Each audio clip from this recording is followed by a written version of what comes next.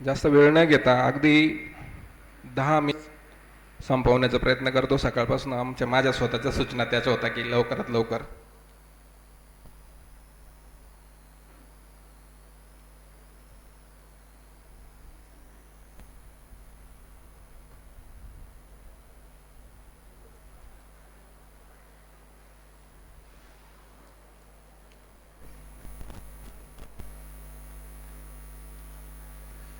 आजचा जो विषय आहे माझ्याकडे सुधाकर व्हरायटी, साधारण 2010-11ला आपल्याकडे तिची चर्चा सुरू झाली.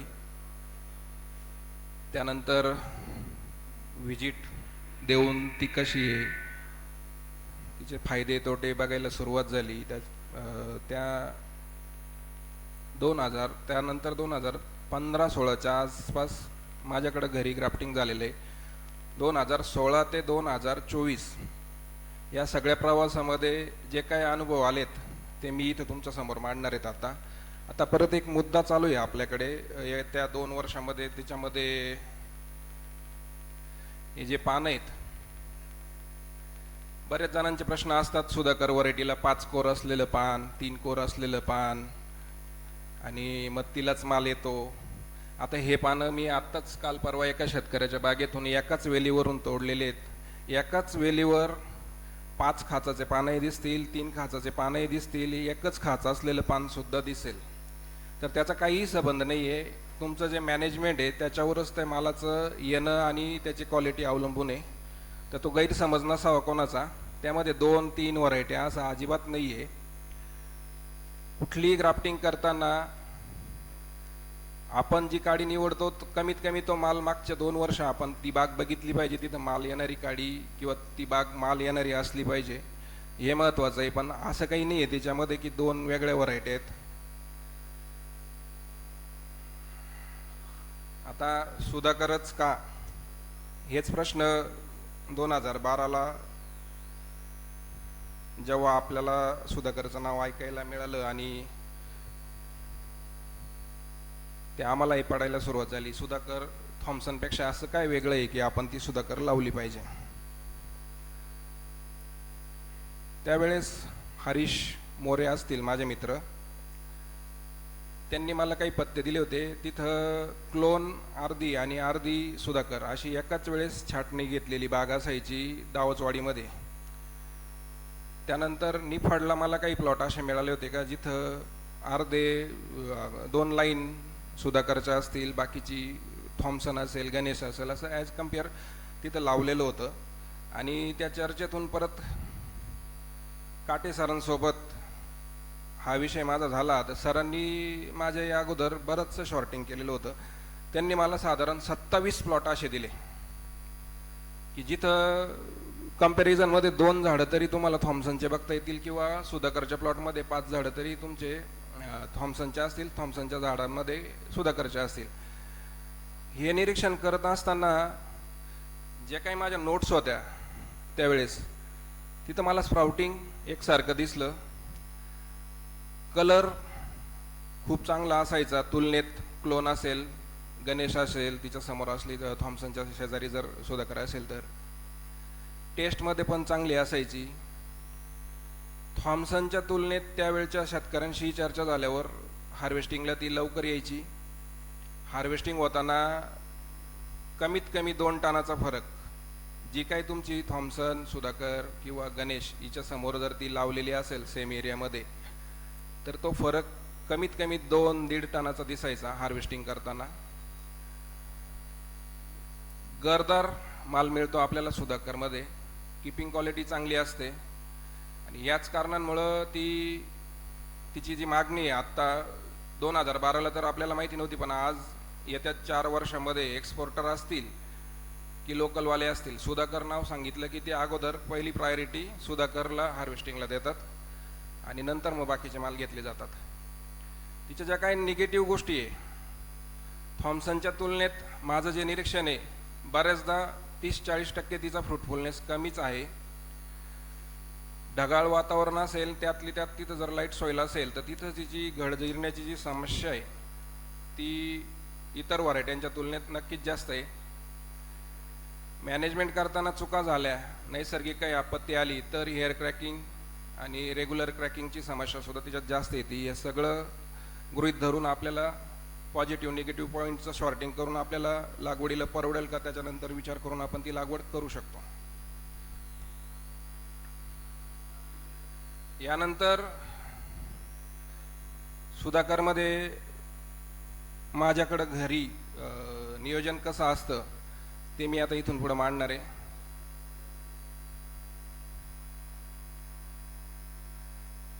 सपकेन केली जाते.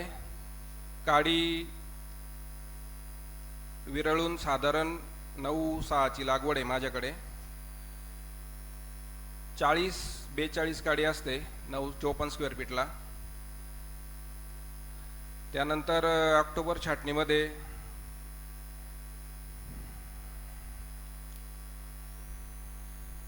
माल निघून द्यायचा. जर आपण थोडी काडी जास्त ठेवली तर नंतर ते बऱ्याच काड्या त्याच्यामध्ये फेल असतात. सुधाकरमध्ये 2-5 काड्या जर आपल्याला फेल मिळाल्या तर त्या माल आल्यानंतर कमी करून घेतो, छाटून घेतो. म्हणजे आपल्याला जे काही व्हेंटिलेशन आणि सनलाईटचा जो उद्देश येतो त्याच्यातून आपल्याला साध्य होतो.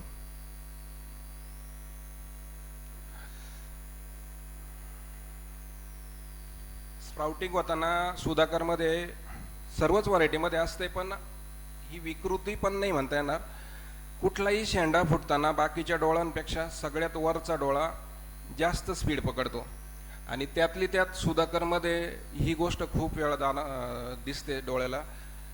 आता जो शेजारचा घड बाळी होताना दिसतोय, हा शेंडा जर अगोदर थोडासा फुटला आणि तो जर वाढायला सुरुवात झाली आणि खालच्या डोळ्यांमध्ये जर माल जरी असला, हा आपण लवकर पुसून नाही घेतला तर खालच्या डोळ्यांमधले घडसुद्धा बारीक पडून आपल्या हातात येत नाही. तर असं जर स्प्राउटिंग होताना जर एखाद्या प्लॉटमध्ये होत असेल, अगोदर 2-4-5 शूट झाडावर निघत असतील तर ते अगोदर आपण पुसून घेतले पाहिजे.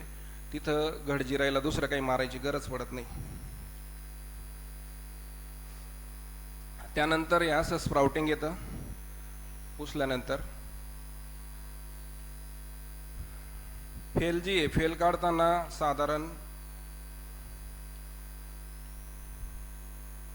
65 ते 70 घड ठेवलेले असतात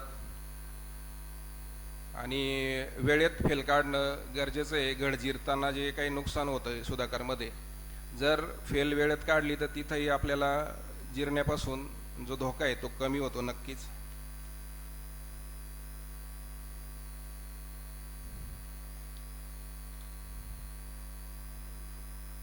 आर्ली बागा जर असतील, छाटणी माझी साधारण 20 सप्टेंबर ते 28 ऑक्टोबर अशा ड्युरेशनमध्ये छाटण्यांच्या तारखा असतात. ज्या माझ्या सप्टेंबरमध्ये छाटलेल्या असतात त्यांची माझी कळीची डिपिंग करण्याची प्रॅक्टिस आहे. तिथं 100% 10 PPM GA आणि एखादं डाउनीचं आपलं बुरशीनाशक अशी एकत्र डिपिंग केली जाते. हिचा फायदा असा होतो की फ्लावरिंगला येताना एकाच वेळेस फ्लावरिंगला येतं आणि जर पाऊस असला तर तिथं जे आपलं नुकसानीचा पिरियड आहे, जर आपण फवारणी करून जे दिला तर कदाचित तो 5 दिवस घेतो आणि हाताने डिपिंग केलेली असली तर तो फ्लावरिंगला सुरुवात झाली तर 1 ते 2 दिवसामध्ये तो प्लॉट सेटिंगला येऊन जातो. तर तिथं जो आपला नुकसानीचा वेळ आहे तो कमी होऊन जातो. त्याच्यामुळं आर्ली जे छाटण्या असतात तिथं हाताची डिपिंग असते. लेटच्या प्लॉटला आपण फवारणी करूनही करू शकतो.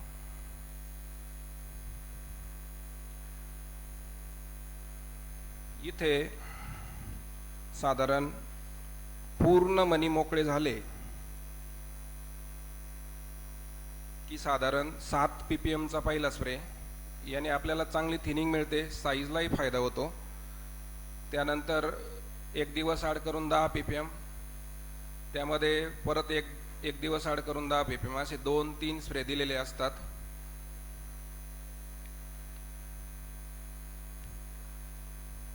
या GAच्या स्प्रे नंतर ESSचा स्प्रे ठरवला जातो. तो साधारण 2 mm लाच माझा पहिला स्प्रे आहे.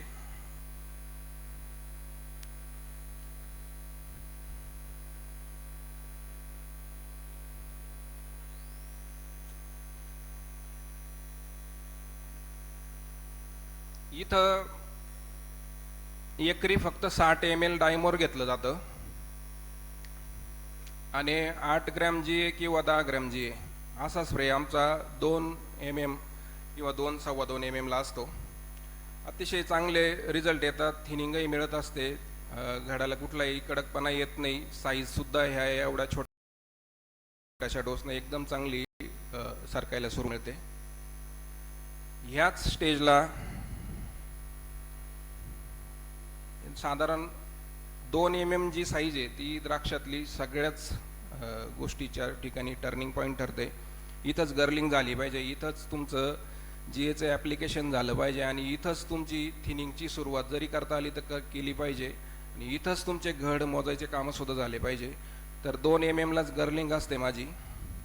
2 mm लाच जर गर्लिंग केली तर ती गर्लिंगचे फायदे पुरेपूर मिळतात आपल्याला आणि गर्लिंगची जखम जी भरण्याची अडचण आहे सगळीकडे, ती जर जितकी लेट करू तितकी ती गर्लिंगची जखम भरत नाही आणि फायद्यापेक्षा तोटेच दिसतात. ह्याच स्टेजला चिमटे लावून साधारण जे आपण अगोदर 70-65 जे गट ठेवलेले होते ते चिमटे लावून साधारण 40 घड आपण ठेवतो इथं.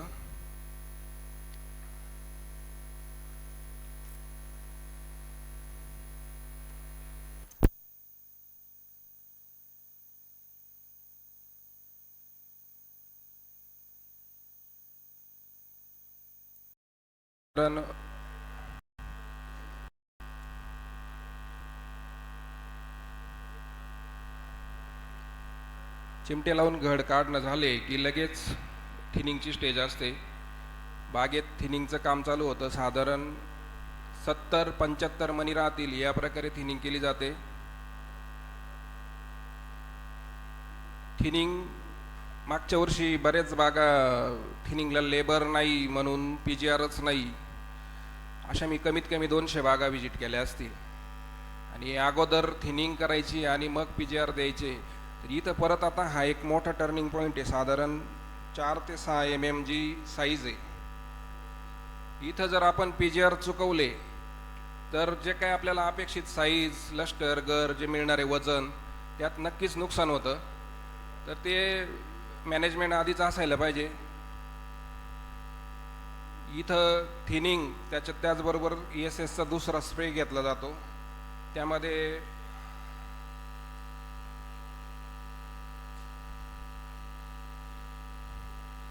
35 ग्रॅम जे असतो, साधारण 500 ml च्या आसपास डायमोर असतं आणि 350 ml CPPO असतं. साईज असते साधारण 4.5 mm च्या आजूबाजूला.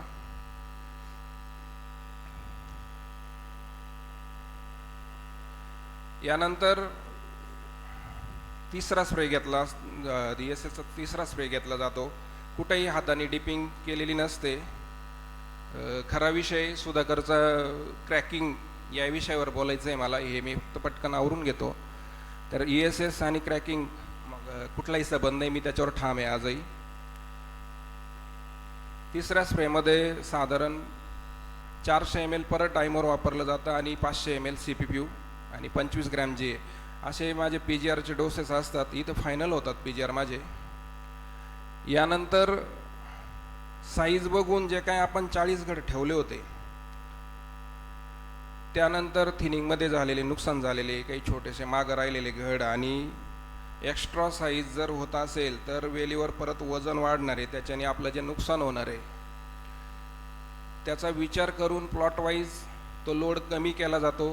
कुठं 35 घड, कुठं 36 घड, कुठं 37 घड ठेवायची वेळ येते आणि जे काही मणी आपण 70-75 ठेवले होते तिथं कधी कधी 60 मण्यावर पण आपण हे मनी कमी करून त्याचं शॉर्टिंग केलं जातं.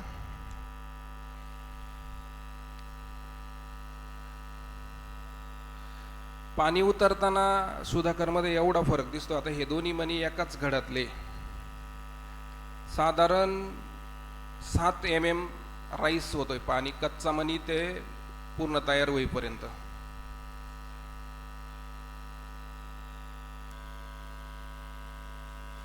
हा फरक प्रत्येक व्हरायटीमध्ये एखाद 2 mm च्या फरकाने मिळेल, पण याच्यासाठी सुरुवातीचं जे काम आहे आपलं, बंच मोजून ठेवणं, गर्लिंग असणं, हे असलं ओव्हरलोड क्रॉप जर असेल तर हा फरक आपल्याला पाणी उतरताना इतका मोठा दिसणार नाही नक्कीच.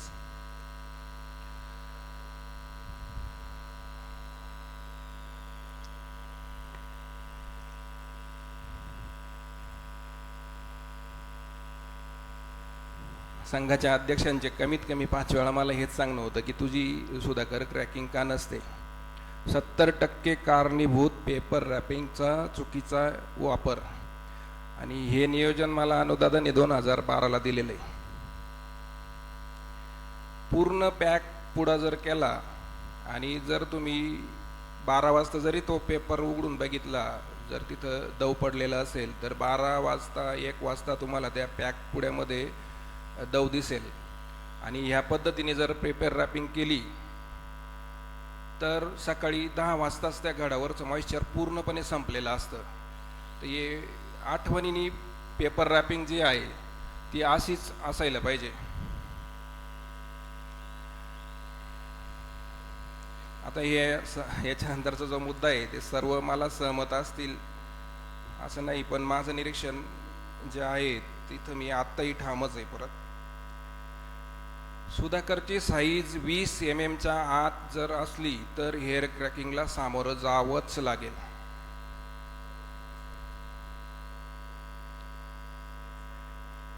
ती किती साईज होऊ शकते बघा. ही माझा मागच्या वर्षीचा एक मण्याचा फोटो आहे, पूर्ण घड होता असा. अनुपम कुबोटाचे मालक घेऊन गेलेत तो माझ्याकडनं. 32 mm साईज आहे त्याची.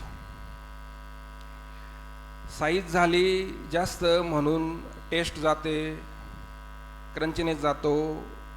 इथंही माझा विरोध आहे. तिथं तुमचा त्या झाडावर लोड किती आहे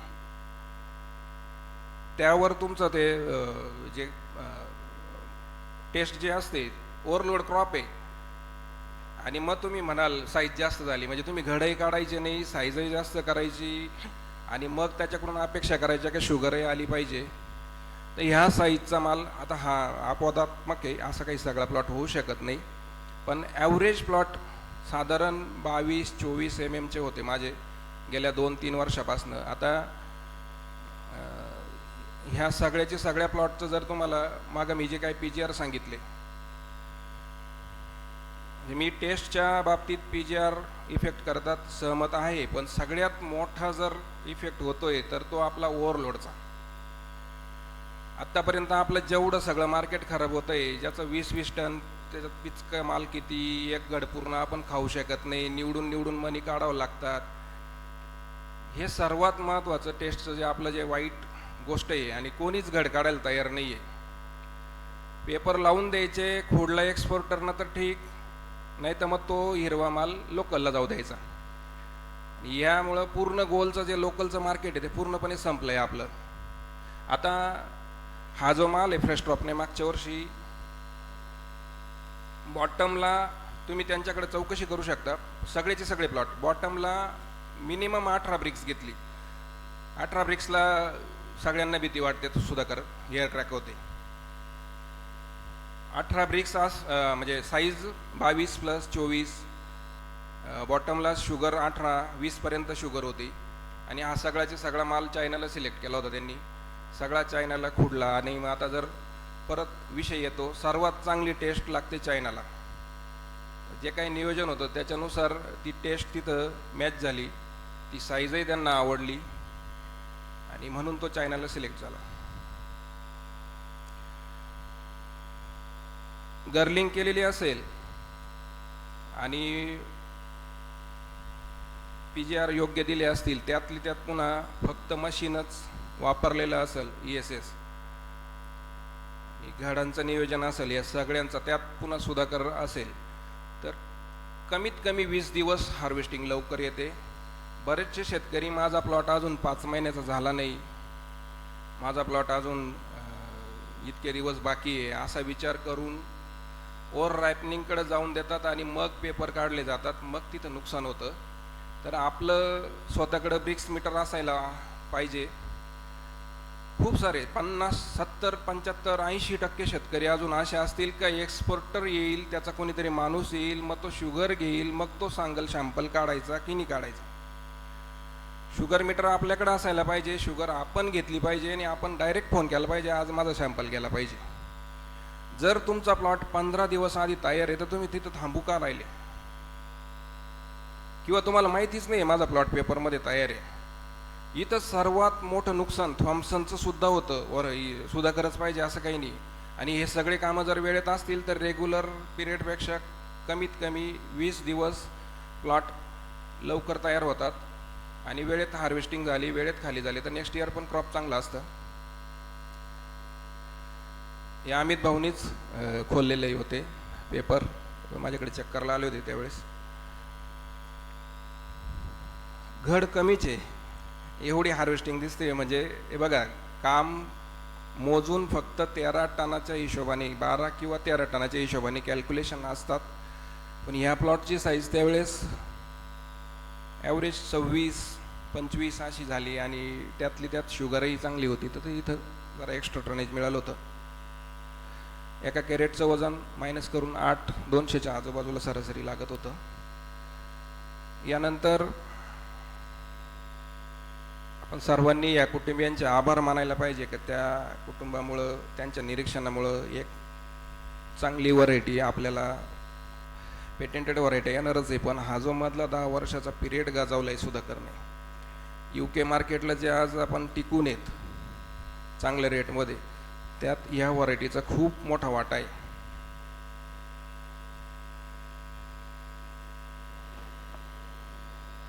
अजून क्रॅकिंगबद्दल, खुडायच्या दिवसापर्यंत कुठल्याही प्लॉटचं पाणी बंद केलेलं नसतं.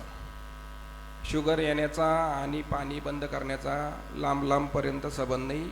झाडावर आपल्या रिझर्व किती आहे, आपण माल किती घेतोय, मागच्या वर्षी किती टनेज घेतलं, किती दिवस लेट केलं खुडायला, हे सगळ्याचा विचार करून मग आपण त्याच्यावर लोड मॅनेजमेंट केला पाहिजे.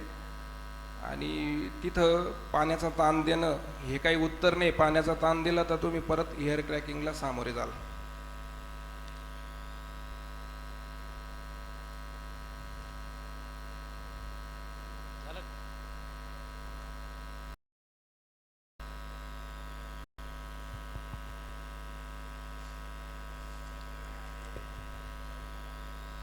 धन्यवाद. जय महाराष्ट्र, जय शिवराय.